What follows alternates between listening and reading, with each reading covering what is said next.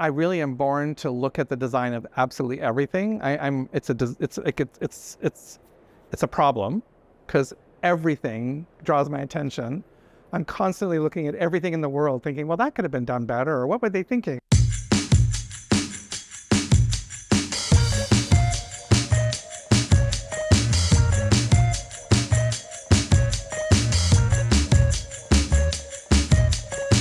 I oversee a group of people responsible for making tangible all the pieces of the customer journey. From the moment you step off the curb and onto our property, like, what does the sign say? How does it get me there? How do I navigate to where I gotta go? When I get to the door, does the door open automatically for me? Do I have to push the door? When I get inside, is it well lit? Can I find my way to the counter? Can I see a service counter? If I can't see a service counter, do I have a sign that tells me how to get to a service counter? Can I buy a ticket? Is the ticket coming from a person? Is it coming from a machine?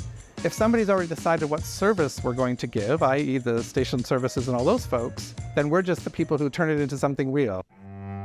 When I was a little kid, I designed buildings and everything and other kids are playing, I don't know what kids do with sports cards. I don't even know what they're for. But I would take the cards and assemble them into buildings all over the house. I ended up going to art school, and then after art school, I went to fashion school. I had a long stint in the fashion industry. I worked for 20 years in the fashion industry. I started a charity called Fashion Cares, and it went on to make millions and millions of dollars.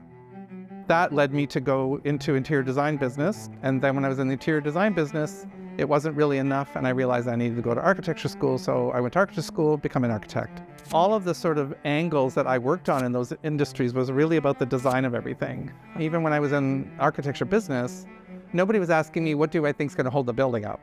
What color bricks you want? How do you want this to look? Like, where are the windows going? What color is the glass? Like, how does the building look? How does it fit into the community? How does it work? That was the stuff that they came to me for. So I started at Metrolinx as a design review specialist, because bringing that work that I had already been doing everywhere in the private sector and kind of trace back to all my other work, it all is one that feeds into the next, right? Like, they all kind of roll into one another, I think.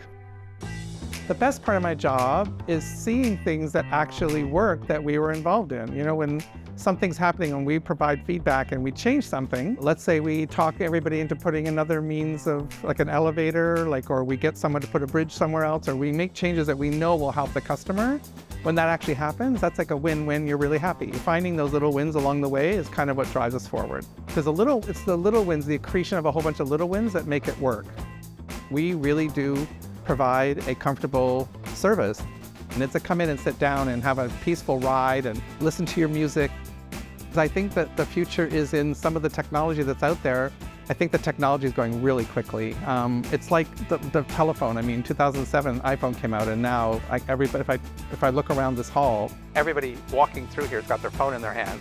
Things transform how humans behave. I think that would be my dream, to see really great technology advance what we do.